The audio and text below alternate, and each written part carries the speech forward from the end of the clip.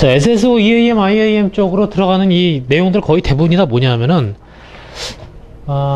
싱글 사인온이잖아요? 인증을 좀 더 편하게 하자라는 거죠. 여러 개의 사이트를 갖다가 다 들락날락거려야 되니까는 편하게 하자라는 데에서 이제 어쩔 수 없이 대리 인증의 개념이 어쩔 수 없이 나옵니다. 어떻게 남들이 좀 대리해갖고 인증해 주는 거 없겠는가 해가지고 나온 게 결국은 얘죠. 요거는 좀 내용은 별거 없어요. 내용은 별거 없는데 잘 알아두셔야 됩니다. 이거는 그림을 잘 그리셔야 돼요. 빠른 시간 내에 잘 그릴 수 있어야 됩니다.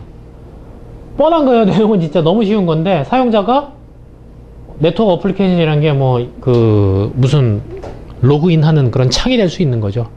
여기다가, 자, 제가 네이버에 로그인 하려고 요거 해요. 저 네이버에 들어가겠습니다. 그러면은 이쪽에 가서 이쪽에 가서 인증받고 와라. 보내버리죠, 일로. 그러면은, 야, 너 누구야? 저는 누구입니다. 맞네. 야, 걔 맞아. 그럼 이제부터 서비스를 준다. 이거 아닙니까? 쉬워요. 근데, 하셔야 됩니다. 이 없는 시간을 쪼개가지고, 한번 A4지 하나씩 끝나셔가지고요. 자, 다 덮으세요. 일단 그걸 덮으시고.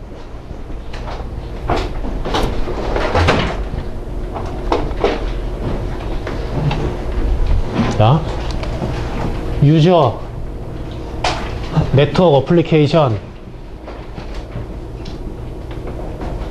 오스 서버. 이거 3개 그리시고 한번 다시 한번 그려보세요. 방금 기억을 되살려가지고 1분 동안 한번.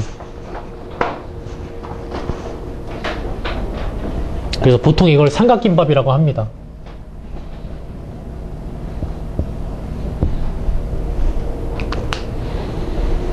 논리적으로만 생각하면 그냥 바로 나오는 거니까 한번 잘 생각해 보세요. 자, 다 되셨죠? 그리고 그러면 되셨으면은 맞나 넘기셔가지고 한번 맞는지 한번 보세요.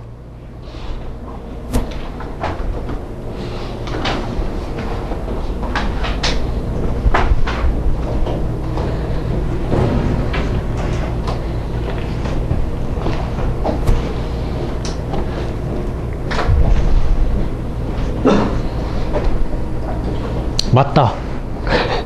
그냥 말은 조금 표현이 말은 네, 그냥 순서만 맞으면 돼요. 순서가 맞다. 네, 대충 다 맞는 것 같아요. 자, 이거 왜 그러냐면은 뒤에 나오는 모든 모델들이 다 이거예요. 여기서 용어만 바뀌어요. 용어만. 상황에 따른 용어만 바뀌는 거예요. 그러니까는 요 그림을 갖다가 잘 그리실 수 있어야 나머지들을 다 할 수 있습니다. 아셨죠? 네. 자,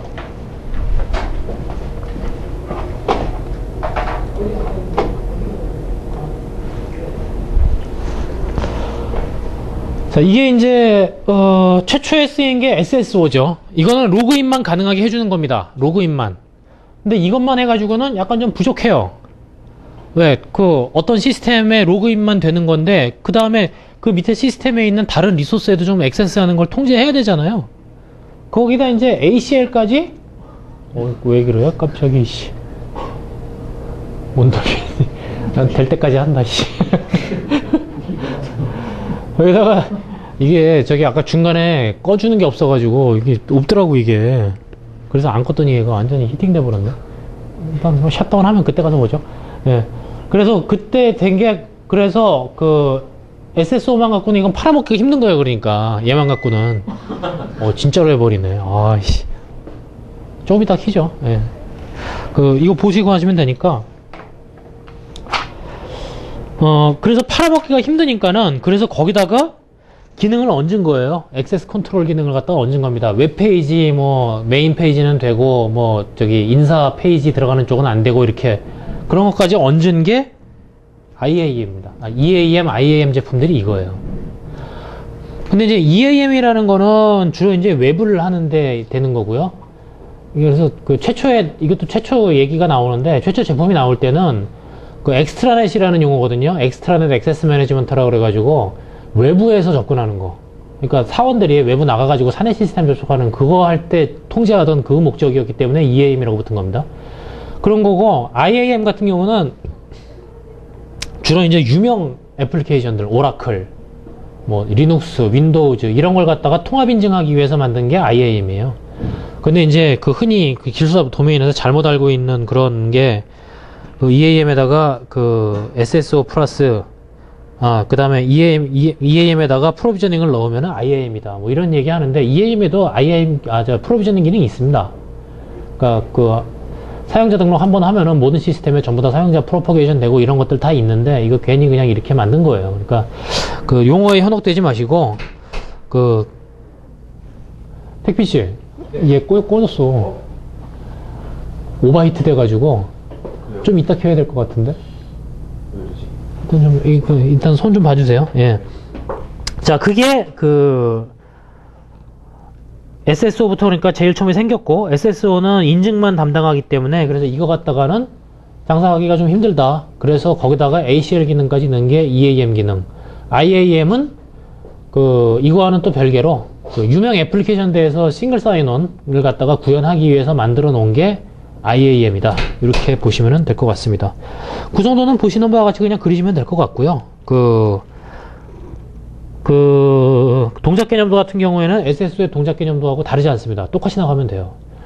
자, 그러면은 이제 EAM 같은 경우에 어디까지 할 수 있느냐 하면은 그 보통 우리들이 웹페이지 할 때 EAM이 거의 대부분이거든요. 그 웹 액세스 컨트롤 할 때 그 사용자 쭉 LDAP에다가 넣어놓고서 그 다음에 액세스 컨트롤하는 단위를 어디까지 하면 페이지 단위로 보통 많이 합니다. 그래서 페이지 단위로 사용자들 누구는 어떤 페이지 들어갈 수 있고 없고 하면은 룰이 몇 가지가 될까요? 한 수십만 가지 되죠.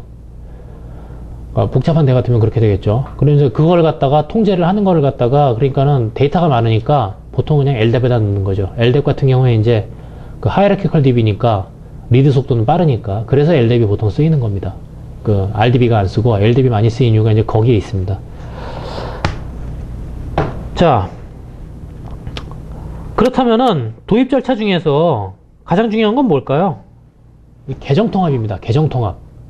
그 여러 시스템에 그 산재되어 있는 계정들을 갖다가 전체로 EAM으로 통합을 하려면은 뭐 A 시스템은 1번, B 시스템은 스미스, C 시스템은 조현혁 이런 식으로 입력되어 있는 거를 갖다가 한쪽으로 다 모아야겠죠. 이게 가장 중요합니다. 계정 통합이. 이 작업이 뭐 엄청나게 사실은 그 많은 그 리소스를 필요로 하죠.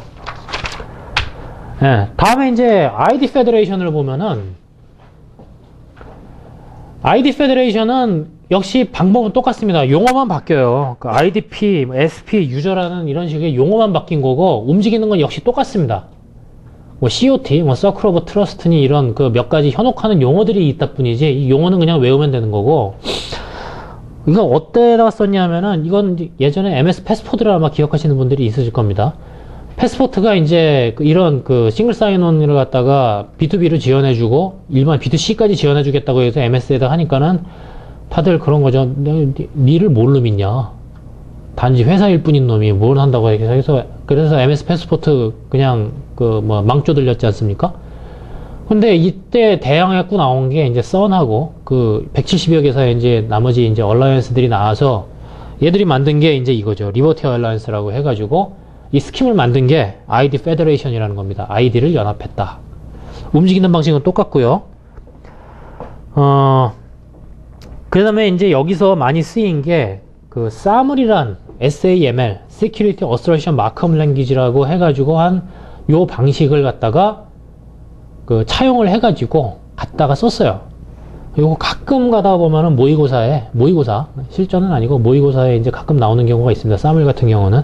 그 오른쪽 페이지 보시면은 여기도 있는데, 여기도 이제 Request Assertion, 뭐 SOAP, Binding 이런 용어만 알아두시면 돼요. 용어만 알아두시면 되고, 그 움직이는 방식은 역시 똑같습니다. 삼각김밥으로 움직이는 방식은 똑같으니까 그것만 알아두시면 돼요. 그러니까는 이 인증하는 데 있어가지고 이 삼각김밥을 제대로 그 머릿속에 확실하게 넣고 있지 않으면은 이 돌아다니는데 되게 헷갈려요. 그러니까 혹시라도 지금 여러분들 그 그리는 거 전부 다 한 1분 이내에 전부 다 그리셨잖아요. 예, 그걸 갖다가 항상 머릿속에 넣으시고 여기에서 벗어나지 않는다라는 생각을 하는 게 중요해요. 그러니까 이거 하나 용어 나올 때마다 그냥 이거 뭔가 이렇게 찾아다니기 시작하면은 답이 안 나옵니다. 그러니까 이거에서 벗어나지 않는다라는 거를 아시는 게 중요합니다. 이젠 켜도 될 것 같은데. 그 다음에 이제 ID 페더레이션 외에 뭐 MS 카드 스페이스나 시만텍의 아이덴티티 클라이언트 뭐 이런 거 있는데, 카드 스페이스는 MS에서 또 한번 해보려고 만들었던 거예요. 지금 그냥 이런 게 있다는 것만 알아두십시오. MS의 카드 스페이스. 왜냐면 요새 스마트 카드나 뭐니 이런 것들 많이 나오니까는 카드라는 건 외우기 쉽잖아요. 그러니까 이런 게 있다라는 것만 알아주시면 되고, 아이덴티티 클라이언트라는 거는 뭐냐면은 시만텍에서 그 인증할 때 이게 좀 이렇게 나갔다고 2층으로 강의장을 쉬는 시간에 좀 바로 아 그래요? 알겠습니다. 네, 쉬는 시간 되니까 제가 여기 있을게요. 아이덴티티 클라이언트라는 거는 그 레퓨테이션 시스템이에요. 레퓨테이션. 그거는 그 얘가 바이러스를 많이 뿌린다든지 아니면은 남들이 여기서 사기당해가지고 레퓨테이션을 갖다가 깎은다든지 이렇게 하면은 그거에 대한 그레이드가 내려가는 거죠. 그런 레퓨테이션을 갖다가 한번 인증에 도입해보자라는 그런 아이디어를 갖다가 넣으시라는 거예요. 향후 내가 인증을 갖다가 인증 시스템을 만든다라는 이런 문제를 쓴다면, 예? 뭐 MS의 카드 스페이스를 또 원용한다든지, 뭐 시만텍의 레퓨테이션을 갖다가 원용해가지고 좀 더 어드밴스드 된 인증 시스템을 만들겠다. 이런 식으로 답안을 쓰시란 얘기입니다. 이거 시험에는 안 나옵니다. 그렇지만 요런 방법도 있다라는 거 알아두시라는 거고, 오픈 아이디는 뭐냐? 이건 요새 안 쓰여요. 근데 그 오픈 아이디는 뭐냐면은 그 인증 기반을 갖다가 우리들이 보통 그 자기의 아이덴티티를 갖다가 하는 거는 어디 그 권위 있는 곳에 가가지고 내가 그 사람이라는 걸 인증을 받는 거지 않습니까? 그럼 어떤 건가요? 보통 국가기관에 가서 주민등록번호를 기반으로 그 나는 나라는 거를 증명을 한다든지 이렇게 되는 거잖아요. 근데 오픈 아이디는 뭐냐면 오픈이에요. 오픈. 그래서 얘는 뭐냐면은 URL을 기반으로 받습니다. URL을 기반으로. 어떤 URL 하나만 있으면은 그게 나를 나타내는 유니크한 URL이면은 그거 갖다가 인증을 받을 수가 있어요. 굉장히 좀 편하죠. 그렇게 되면은. 그래서 한번 보세요. 그 보시면은 그 AOL 같은 거, 그 발급 방식 예라고 한 그림에 보시면은 AOL 같으면은 openid.aol.com에 여기 스크린 네임이라는 거, 그 조현혁 이런 식으로 쓰면은 그게 바로 나를 나타내는 그 아이디가 되는 거죠. 그럼 이게 어떻게까지 가능하냐? 우리가 보통 DNS 서버를 만들 수가 있잖아요. 회선을 받으면 DNS 서버 만들 수 있습니까? 그러니까 DNS 서버를 만들면은 내가 나를 인증하는 거가 될 수 있어요. 그럼 좀 말이 안 되죠? 그래서 오픈이에요. 그러니까 신뢰도는 떨어지지만 내가 나를 인정할 수 있는 그런 모델까지 가능하다라는 거죠. 그래서 이거 한동안 우리나라에서 열풍이 좀 불었던 적이 있습니다. 근데 지금은 잘 안 해요. 왜냐면은 우리나라는 기본적으로 그 금융 행위를 하려면은 주민번호가 필요하거든요. 100원짜리를 해도 주민번호가 필요합니다. 그 소액 결제하더라도 주민번호는 그 필요하거든요. 그렇기 때문에 오픈 아이디 방식이 잘 안 맞아요. 요새 금융 행위 없는 사이트 있습니까? 그러니까는 거의 쓰이질 않고 있는 거죠. 동작 개념도 역시 똑같습니다. 삼각김밥 아직 그냥 생각하시면은 똑같아요. 그렇게 쓰시는 거고, 그 다음에 IPN하고 공공 IPN 볼게요. IP는 그 민간에서 쓰이는 거, 공공 IP는 옛날에 G핀이라고 그랬었죠. 거버먼트 핀이라고 그래가지고 주민번호를 사용하지 않고 그 가입을 할 수 있는 그런 수단을 갖다가 제공을 해준 거를 말합니다. 이거 보면 아마 그냥 그 텍스트를 보시면은 알 수 있을 거예요. 그래서 IPN을 본인 확인 기관이라고 우리나라에 6개가 있습니다. 신용정보 제공기관에 가가지고 나 IPN 발급해 주세요 하면 여기는 일단 한번 주민등록증을 내야 돼요. 주민번호를 내고 여기 가입하면은 네이버 가가지고 그 가입할 때, 네이버를 가입할 때도 나는 자 IPN으로 가입하겠다 하면은 네이버에는 주민번호 안 주는 거죠. 그런데 이제 문제가 뭐냐? 그 네이버에서 금융 활동을 하려면은 100원짜리 뭐 하나로도 살려면은 주민번호가 나가야 돼요. 그러니까는 안 쓰는 거죠. 근데 지금 뭐 이거 쓰게 하려고 난리가 아니야. 어떻게 하라고 그러는데 그래서 전부 다 그냥 물개며 개념없기로 돈 주고서 구현은 해놨어요. 근데 아무도 안 쓰는 거죠. 그러니까 이렇게 정부에서 나서가지고 뭐라 하려고 그러면은 뻘짓이 된다. 이게 이제 슬픈 거죠. 예. 자, 그런 게 있고요. 자, 다음에 이제 크립토그래피 보겠습니다. 왜 PK를 할 때 퍼블릭을 붙였냐 하면은 그 비밀키는 예전하고 똑같죠. 이 어시메트릭 키 쓸 때는 시메트릭 키 있을 때는 관용키 알고리즘 상에서는 비밀키 하나를 갖다가 암호화를 하고 복호화를 하고 하지 않습니까? 근데 어시메트릭으로 가면서 키가 2개가 생겼어요. 그 암호화하는 키하고 복호화하는 키가 2개가 생겼어요. 그리고 나머지 하나는 자유롭게 배포를 해야 되거든요. 그러니까 이 배포를 갖다가 어떤 식으로 하고 그 다음에 매치를 어떻게 시킬 거냐, 이게 해야 되는 거니까는 이게 바로 배포하는 키가 퍼블릭키예요. 얘를 갖다가 어떤 식으로 배포하고 그 관계를 가져가야 되느냐 라는 그걸 갖다가 만든 게 퍼블릭키 인프라스트럭처라는 거죠. 그래서 요 그 클라이언트 RACA 그다음 요 관계는 다 알아두셔야 됩니다. 요거는 그 뭐 그냥 기본 용어니까. 그래서 클라이언트가 그 인증서를 갖다가 발급을 요청하는 거죠. 그럼 RA라는 게 그 Regional Authority라는 게 원래 CA가 다 하면 돼요. 아, 지금 가도 되나요? 예. 네. 그럼 지금 이동하셔가지고. 그래서 CA는 원래 얘가 다 인증서를 발급하는 겁니다. 그 인증서를 발급을 하죠. 근데 얘가 다 할 수는 없잖아요. 그리고 얘가 다 하게 되면은 클라이언트가 이쪽으로 바로 달라붙기 때문에 위험하죠. 무슨 일이 일어날지 몰라요. 그래서 앞쪽에다가 대리인을 하나를 두는 거죠. 예, 얘가 RA입니다. 그래서 RA는 여러 개가 있을 수 있습니다. 목적별로. 또 이거 이런 식으로 일반 거래할 때 쓰는 거냐, 뭐 증권할 때 쓸 거냐, 무역할 때 쓸 거냐, 이런 식으로 약간씩 또 목적이 좀 다를 수가 있잖아요. 그러니까 그런 걸 갖다가 목적별로 하나씩 두는 그런 방식도 될 수가 있고요. 그렇게 해서 우리나라에는 두 가지 방식이 있죠. MPKI, GPKI가 있는데 민간, 공공. 그래서 민간인은 하나, 둘, 셋, 넷, 5개의 RA가 있다. 이렇게 보시면 되고요. 공공은 이런 식으로 있다. 근데 이거를 갖다가 내는 데는 뭐 아직까지 못 봤어요.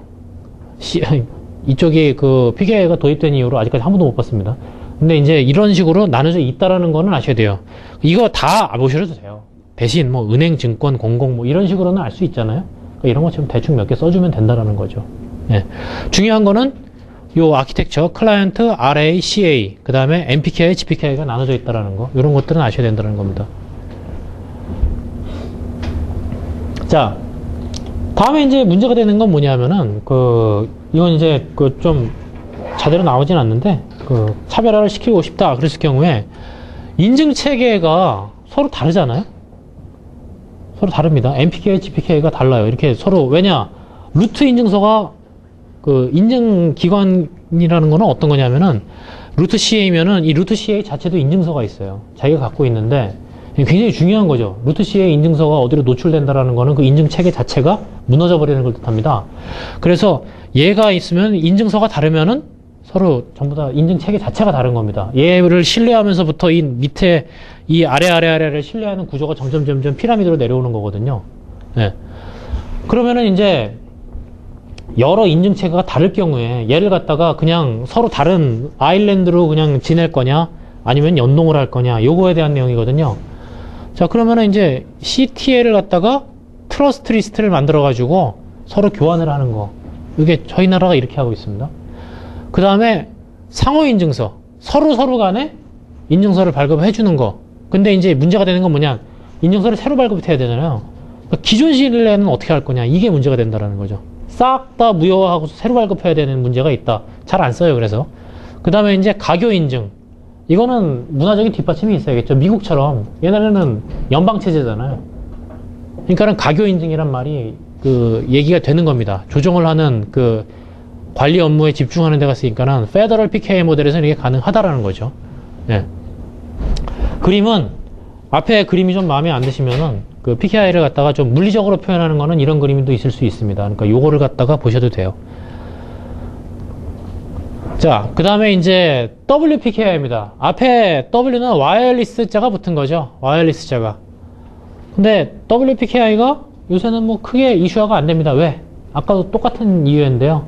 이제 전부 다 스마트폰 환경으로 넘어가는데 스마트폰은 기존 PC 환경하고 거의 완벽하게 동일하다고 말씀드렸잖아요. 그러면 스마트폰에서는 와이어리스로 해가지고 별도의 뭐 인증서를 만든다든가 이렇게 하지 않습니다. 우리들 그렇잖아요. 써보셨지 않습니까? 전부 다 PC에 있는 인증서 옮기기 뭐 이거 전부 다 동일한 인증서를 쓰겠다라는 얘기거든요. 그거를 합니다. 그래서 무선망에 최적화를 시켰지만은 요새는 쓰지 않습니다. 그래서 앞에다가 W자만 이렇게 하나씩 써주면 돼요. W자만 추가해서 써주면 됩니다. 그래서 어려운 거 없어요. 그 다음에 이제 얘기가 좀 되는 게 뭐가 있냐면은 자, OCSP 같은 거 저희들이 보통 인증서를 갖다가 인증서를 갖다가 이게 유효하냐 안 유효하냐 이거를 판단을 하는 게 뭐가 있냐면은 Certification Revocation 리스트가 있어요. CRL 리스트라고 해가지고 이 인증서가 유효하다 안 하다를 갖다가 배급을 해주는 그 리스트가 있습니다. 그걸 보고서 아 이놈이 유효하구나 안 하구나를 갖다 판단해가지고 유효 안 하면은 걔를 갖다가 인증을 하면은 안 되죠. 예, 그거를 판단을 하는 건데 그렇게 하니까 모바일 기기 같은 경우에 부담이 많다라는 거죠. CRL 리스트가 많거든요. 그러니까 그걸 유지하는데 부담이 많다. 그래서 온라인으로 하자. 그래서 만들어낸 게 OCSP 모델입니다. 그리고 SLC 인증서를 갖다가 아예 취소 사실을 갖다가 알리는 방식으로 하면은 이게 CRL 리스트가 큰 거를 갖다가 계속 다운로드 받아야 되는 그런 부담이 있으니까 이거 다운로드를 하지를 말고 아예 발행을 안 하는 거예요. 하는 방식이 있는데 이건 안 쓰입니다. 거의 안 쓰이질 않고 OCSP가 요새는 거의 대부분 다 쓰입니다. 근데 이것도 역시 모바일 환경이 최근에 이렇게 변해버렸기 때문에 뭐 굳이 이것까지 가지는 않아도 된다는 거죠. 하여간 온라인으로 한다라는 거. CRL 리스트 방식은 리보케이션 된 취소된 리스트를 갖다가 배포해가지고 얘는 인증해주지 말아라 라는 거를 얘기하는 거고 OCSP는 온라인으로 그걸 갖다가 직접 그 시간 때마다 확인을 해라.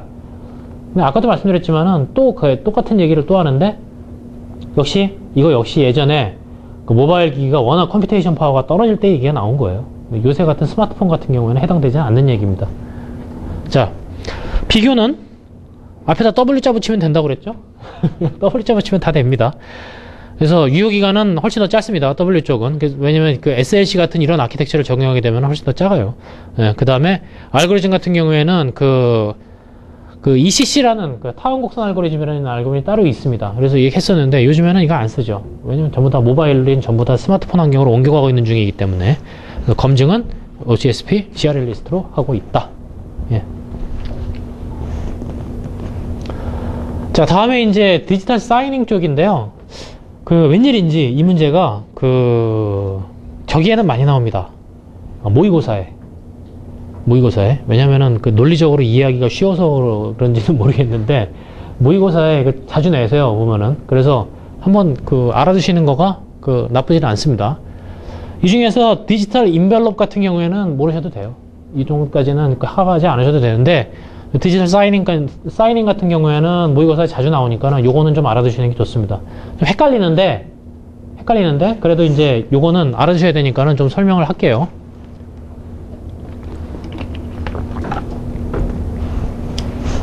자,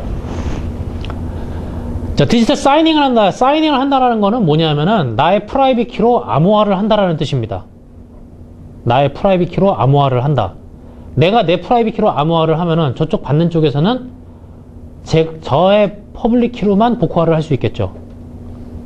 저의 퍼블릭 키를 갖고 있으면 그걸 복호화를 할 수가 있습니다. 그 얘기는 뭐냐? 내가 보냈다라는 거를 인증을 한다라는 거죠. 요 얘기 이해를 하시겠어요? 이해가 안 가시면은 얘기를 해주세요. 이 부분은 기본적으로 요거는 이해가 돼야지 그 다음 거 얘기가 가능하니까. 자, 그거가 기본이 되는 겁니다. 여기 도큐멘트가 있어요. 이걸 내가 보냈다라고 사인을 하는 거죠. 도큐멘트가 있는데 여기도 이렇게 도큐멘트가 가야 되는 거예요. 자, 그럴 때 이게 내가 보냈다라는 걸 어떻게 하냐? 일단 얘를 갖다가 해시를 만들어요. 그럼 128비트 해시가 이렇게 떨어지겠죠? 자, 그 다음에 도큐멘트를 내려오고 요 해시를 갖다가 암호화를 시켜요. 사이너의 키로. 그럼 이게 내가 보냈다라는 그런 얘기를 갖다 하는 거거든요. 그 다음에 이 두 개를 갖다가 같이 붙여가지고 보냅니다. 붙여가지고 보내요. 이게 보내는 사람 쪽에서 이루어지는 오퍼레이션입니다. 자, 그러면 이거는 도큐멘트가 가는데 얘는 변조될 수 있겠죠, 중간에. 얘는 변조될 리가 없죠. 왜냐면은 사이너의 프라이빗 키로 서명을 해버렸기 때문에 이 안에 뭔 내용이 있는지 중간에 아무도 몰라요. 이 해시 값이 어떤 건지는. 자, 갑니다. 갔어요. 자, 그럼 도큐멘트가 갔는데 도큐멘트하고 해시 도큐멘트를 갖다가 두 개를 분리를 합니다. 이 파란색이 디지털 사인을 했다는 뜻이죠. 네. 분리를 해가지고 도큐멘트를 해싱을 시켜봐요. 그러면 해싱이 나오고 해시를 된 요 암호화를 갖다가 복호화를 시켜봐요. 그럼 요 놈만 달랑 튀어나오겠죠. 두 놈이 같으면 중간에 변조가 없었다라는 거고 했는데 달라. 그러면은 이놈이 중간에 오다가 한번 바뀌었다라는 얘기예요. 어쨌든 두 놈이 다르면은 한 놈은 바뀌었다라는 얘기입니다. 그렇죠? 그러니까 이런 식으로 해가지고 이게 왔느냐 안 왔느냐, 맞느냐 틀리느냐, 보낸 사람이 그 사람이 맞느냐 틀리느냐를 갖다가 그 인증하는 그런 방식입니다.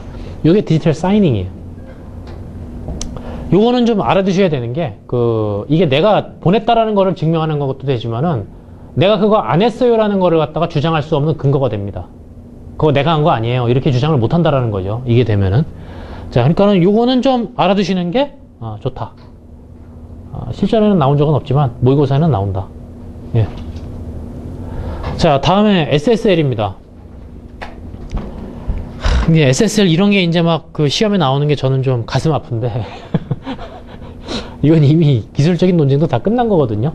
그래서 일단 풀세트를 갖다가 설명을 드릴게요. 풀세트를 갖다가 설명을 드리는데 이걸 다 이해하실 필요는 없고, 이 중에서 대략적인 것만 이해하시면 돼요. 일단 이쪽이 클라이언트고 이쪽이 서버입니다.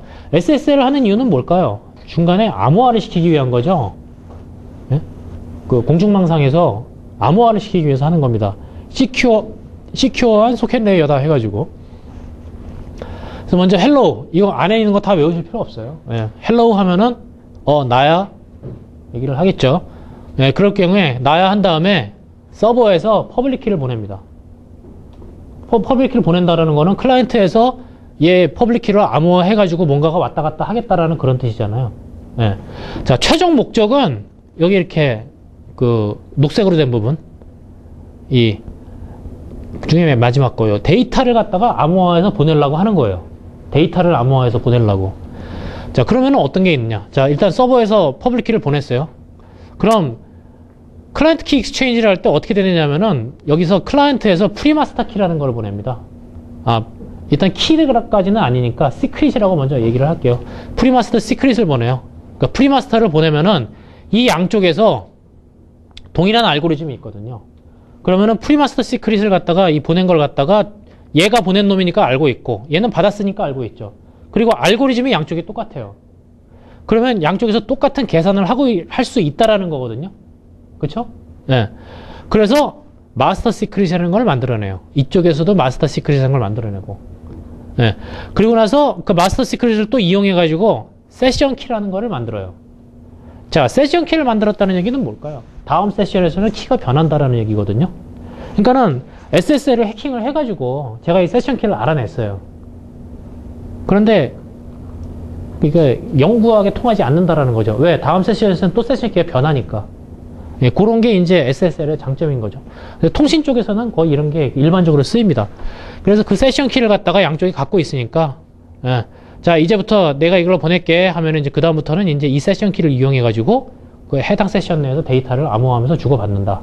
이렇게 되는 겁니다. 그러면, 자, 헬로, 안녕, 안녕. 자, 내가 이거 보낼게, 퍼블릭 키. 그럼 여기서부터 이제 프리마스터를 한번 보내고 프리마스터를 이용해가지고 마스터 시크릿을 만들고 마스터 시크릿을 이용해가지고 세션 키를 만들고 이쪽에서도 똑같이 일어나고 그 다음에 그 세션 키를 이용해가지고 서로 암호화를 해서 보낸다. 요 정도의 대략적인 것만 알아두세요. 이거 갖다가 전부 다 외우는 건 이건 저도 못 외워요. 프로토콜 스펙 보고 적는 거지 이거는 저도 못 외웁니다. 그러니까 이런 것들을 한다. 그리고 옵션으로 클라이언트도 인증서 기반으로 인증할 수가 있습니다. 지금 서버는 인증서 기반으로 한 거죠.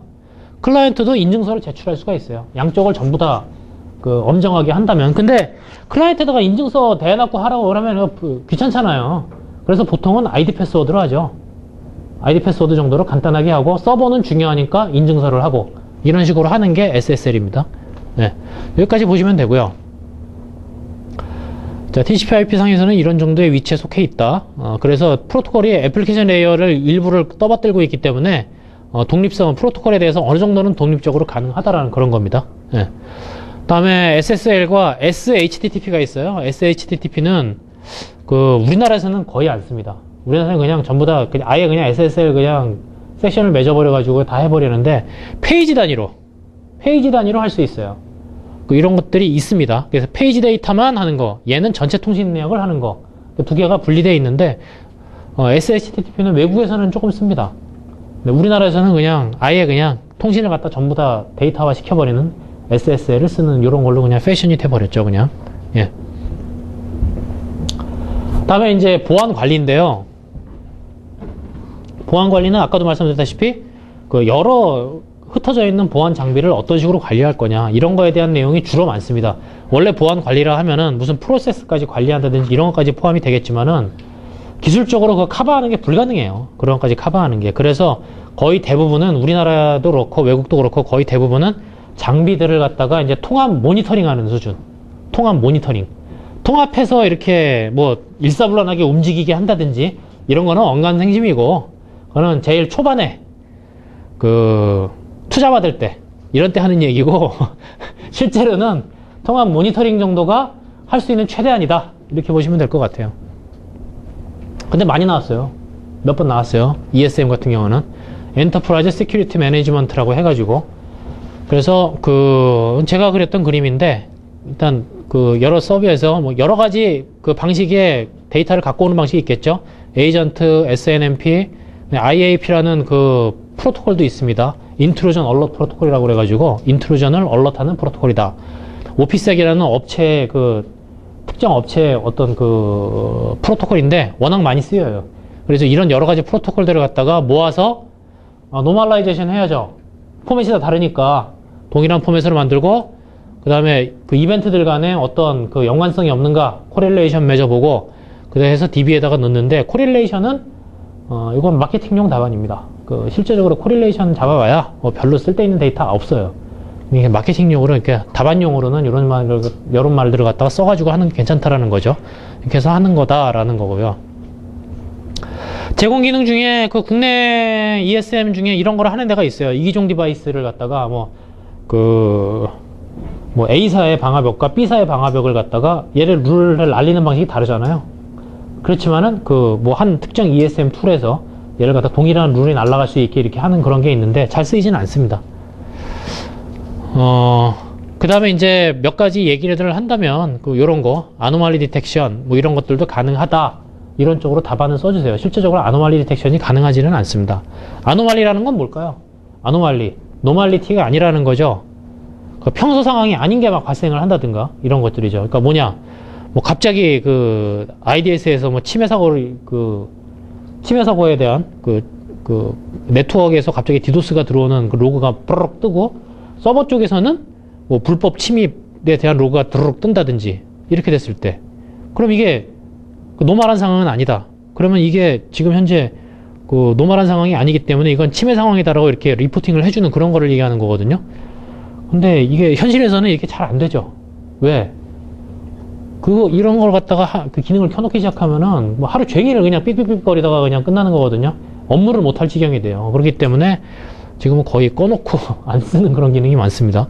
하지만은 답안을 쓸 때는 이런 거를 이렇게 써줘야 된다라는 얘기죠. 아노말리 디텍션, 그 다음에 데이터 마이닝, 이런 말들 써주란 얘기입니다. 현실에서는 불가능함, 이런 식으로 쓰면은, 점수가 안 나와요. 그러니까, 할 수 있는 거를 갖다가 쭉쭉 이렇게 여러 가지를 좀 써주셔야 된다는 얘기예요. 네. 자, 이것도 일단은 ESM 쪽에서 제일 중요한 거는 정책이 일단 있어야 된다라는 거. 그래서 정책별로 어떤 식으로 관리할 건가에 대한 얘기가 나오기 때문에, 네. 그리고 레가시를 갖다 수정할 필요가 있다라는 거. 이거 갖다가 에이전트 깔으려면은 당연히 수정해야죠. 만약에 정말로 내가 우리 회사 메인프레임도 감시를 해야겠다. 그럼 메인프레임용 에이전트는 요새 거의 없어요. 그럼 에이전트 만들고 이래야 되지 않을 거니까? 그런 내용도 다 들어가는 겁니다. 레가시 수정에 관한 내용. 예, 이쪽 뒤에 내용 이건 보시면 될 거고요. 예. 예전에 이런 내용이 있었는데, BPM을 갖다가 내부 통제 시스템 연계해가지고 전체적인 회사 리스크 측면에서 관리하고 이런 얘기들이 좀 있었는데, 요새는 이런 거짓말도 잘 안 통해요. 그러니까는 이런 내용들은 빼시고 요 위의 내용 정도를 갖다가 하시면 될 것 같습니다. 자, TSM 같은 경우는 뭐냐? Threat Management 시스템이거든요. Threat. 위협을 갖다가 매니지먼트 하겠다라는 건데, 기본적인 아이디어는 이거예요. ESM에다가 위험 관리 컨셉을 갖다가 넣은 겁니다. 자, 위험이라는 건 뭘까요? R이라는 거는 VAT라고 표현이 되거든요. 부가가치세로 그냥 외워두세요. 네. V, Vulnerability. A, asset, T, threat. 다시 한번 설명을 드리면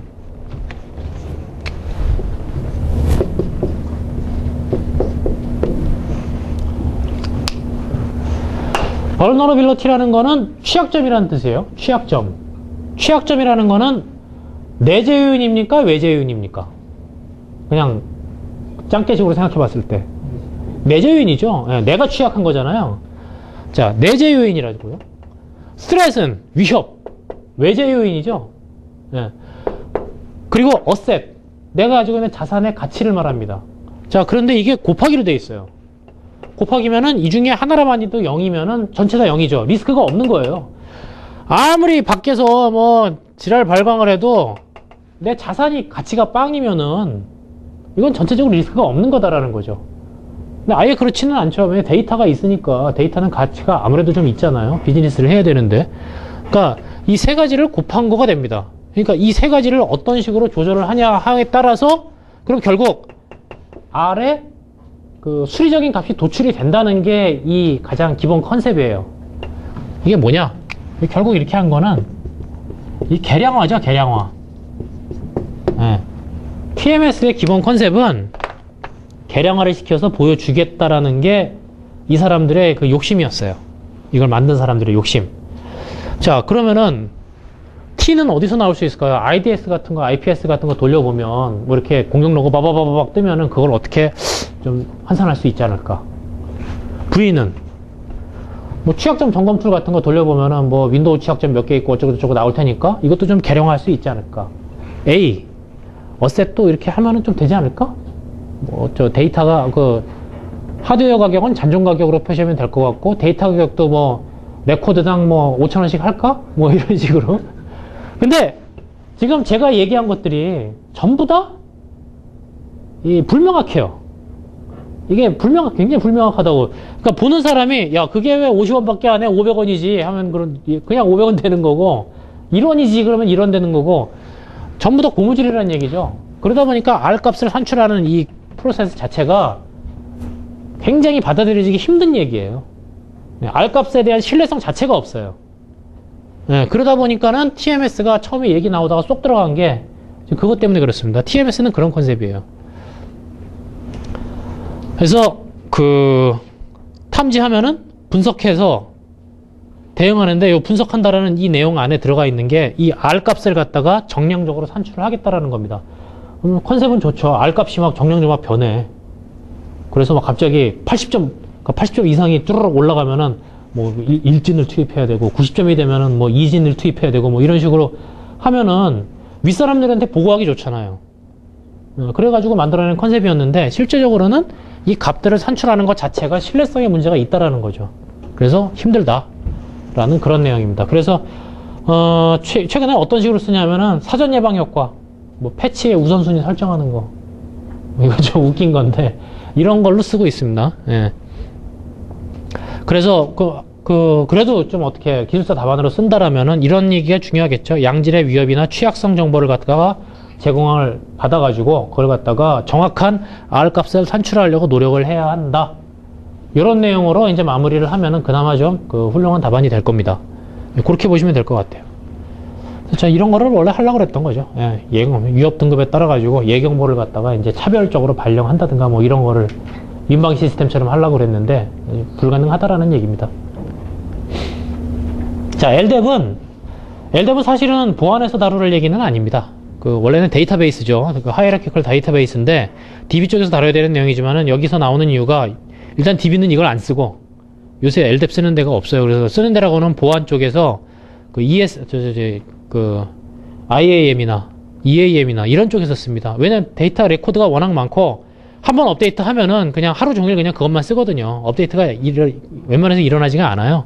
계정 정보기 때문에. 그래서 쓰는 겁니다. 그래서 여기서 나오는데요. 시험에도 몇 번 나왔어요. 그것 때문에. 일단 데이터베이스다. 그냥 그거 보시면 되고, 그 다음에 이제 그 분산 유형인데, 분산은 어떻게 냐 마스터가 있고, DSA가 그 레플리카라는 그런 용어로 불려요. 그래서 복제된 그 DSA가 여러 개가 존재할 수 있고요. 그 사이에 DAP 프로토콜하고 이 밖에 있는 그 그죠? 클라이언트 같은 경우에는 DUA라고 부르고, 그 DAC하고 할 때 DAP, 그 DSP, DOP 프로토콜을 이용해서 왔다 갔다라고 한다라는 요 기본 컨셉입니다. 자, 요것만 알아두시면 될 것 같아요. 그런데 실제적으로 이렇게 분산 환경으로 하는 데는 없고, 대개 보면 이거 하나만 하죠. 이거 하나에다가 뭐 EAM 툴들을 다 붙여가지고 한다든가 이런 식으로 하고 있죠. 이렇게 분산으로 하는 거는 사실은 그 외전 모델인데, 최근에 이것도 여전히 또 유효합니다. 하드웨어가 이제 급격히 발전을 많이 했기 때문에 굳이 이렇게 분산해서 관리를 할 필요가 없는 거죠.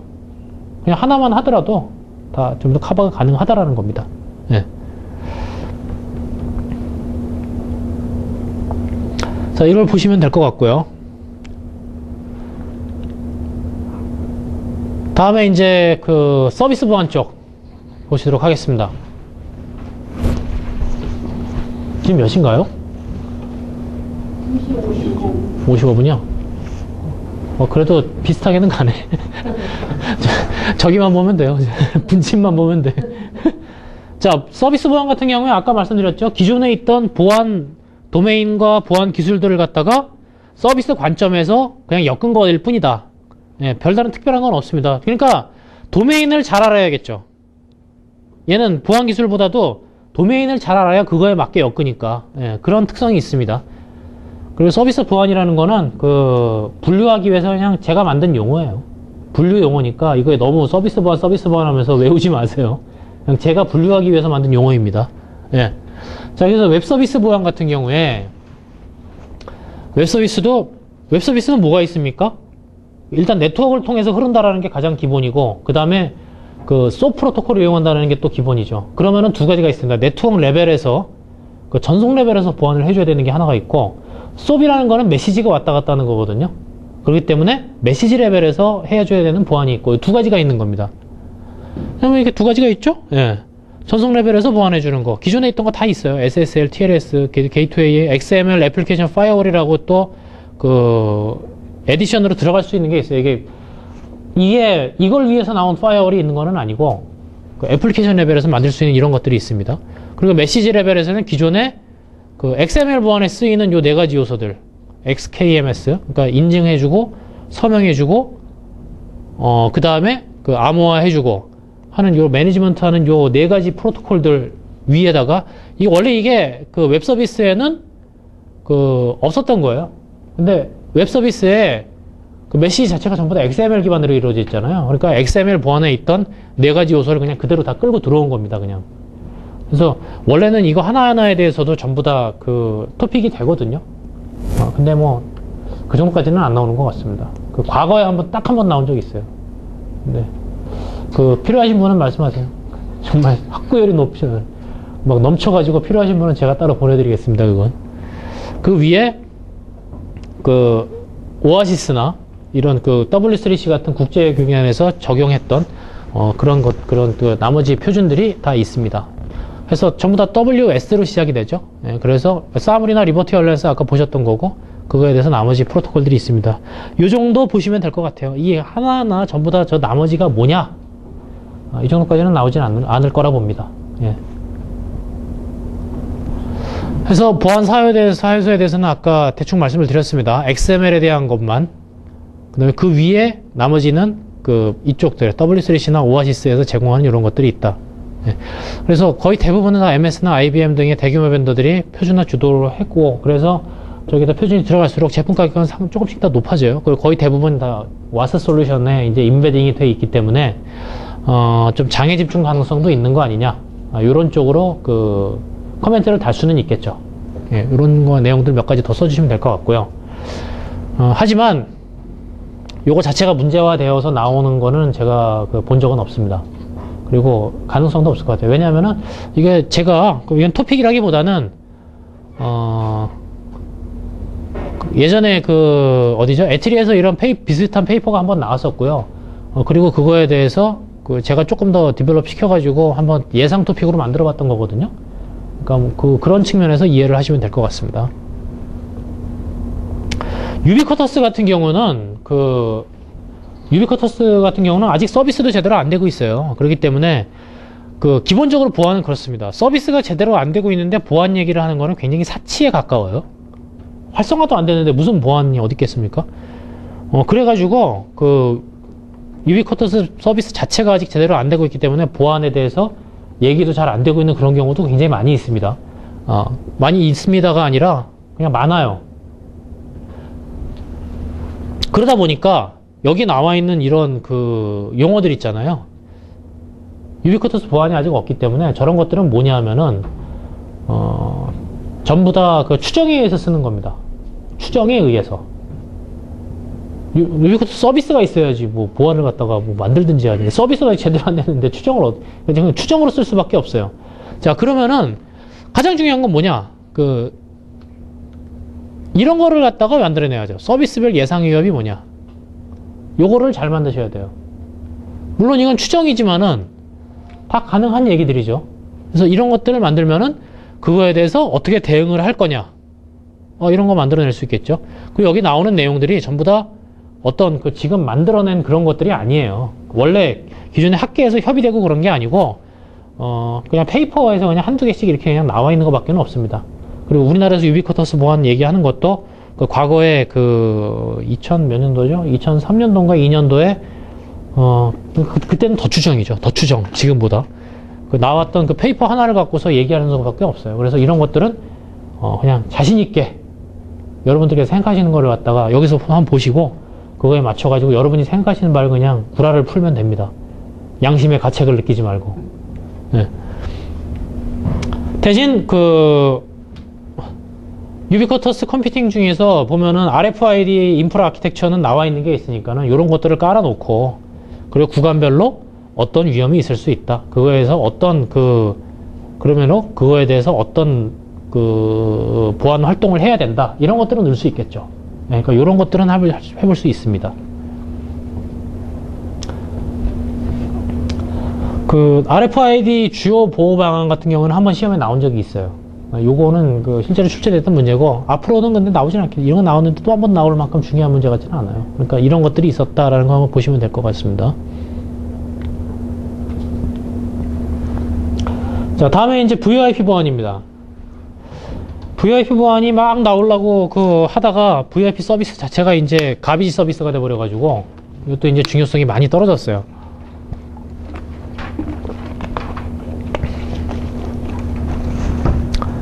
자, 이 중에서 중요하게 알아둬야 될 게 시그널링, 베어러. 이 두 가지 용어는 좀 알아두시는 게 나을 것 같습니다. 이건 VoIP 기본 네트워크 구조에 대한 얘기인데요. 자, 그림으로 보시면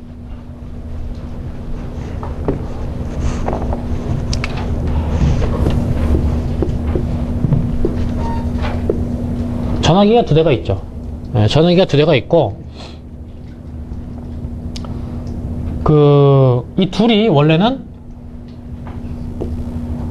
시그널링을 합니다. 너 누구니? 나 누구야? 그럼 이제부터 통화하자. 이런 시그널링을 하죠. 그리고 나서, 자, 그럼 이제 둘 사이에 콜이 셋업이 되면은, 진짜로 통화하는 거는 이렇게 주고받겠죠. 얘를 시그널링이라고 그러고, 얘를 베어러라고 그래요. 다른 말로 여기 쓰이는 프로토콜을 RTP 프로토콜이라고 합니다. 리얼타임 프로토콜이라고 그래가지고 얘는 리얼타임이 중요하겠죠. 리얼타임으로 하는 게 굉장히 중요합니다. 왜냐면 리얼타임이 아니면은 이 딜레이가 일어나면은 말이 갑자기 느리게 들리고 이러기 때문에 통화 품질 중에서 가장 중요한 게 딜레이를 갖다가 특정 시간 이내로 잡아두는 게 굉장히 중요하거든요. 예, 이거를 얘기합니다. 얘를 베어러, 얘를 시그널링. 그러니까 시그널링에 대한 보안도 따로 있어야 되고, 이쪽 RTP에 대한 보안, 베어러에 대한 보안도 따로 있어야 된다는 겁니다. 자, 근데 보통 보면은 여기다 이렇게 서버가 개입을 해요. 이런 식으로. 왜냐? 얘 둘만 알아볼 수 없잖아요. 여기 전화가 여러 개가 있죠. 수십만 대가 있기 때문에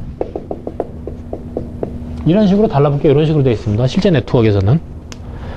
자, 요 정도를 일단 기본적으로 VoIP 네트워크를 가장 간단화시켜서 알아보시고요. 자,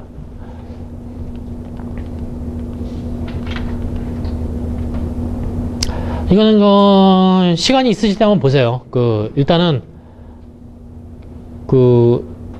이해를 위해서는 어떤 거고. 자, 그러면 위협이 어떤 게 있느냐? 시그널링 쪽이 가장 크다. 시그널링 쪽이 왜?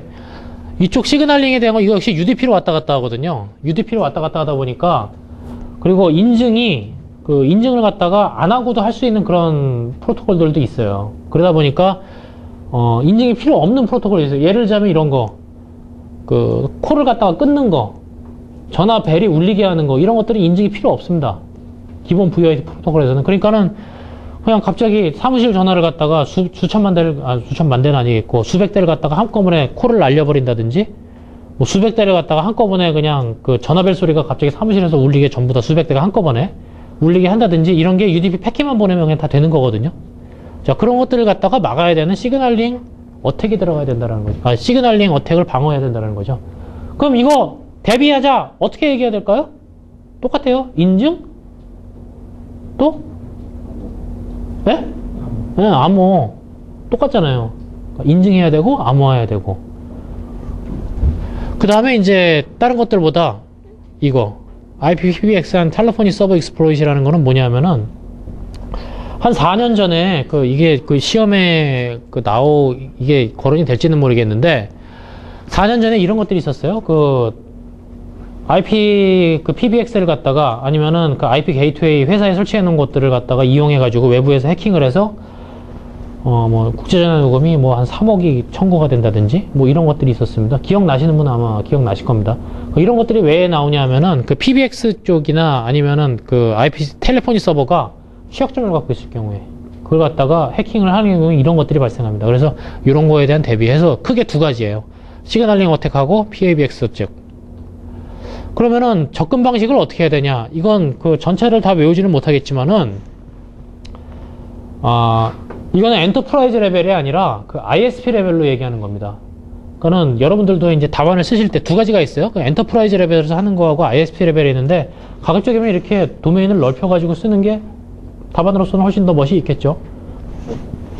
자, 보시면은 단말 레이어가 있어요. 단말 레이어가 있고 그 다음에 액세스 레이어가 있었습니다. 액세스 레이어.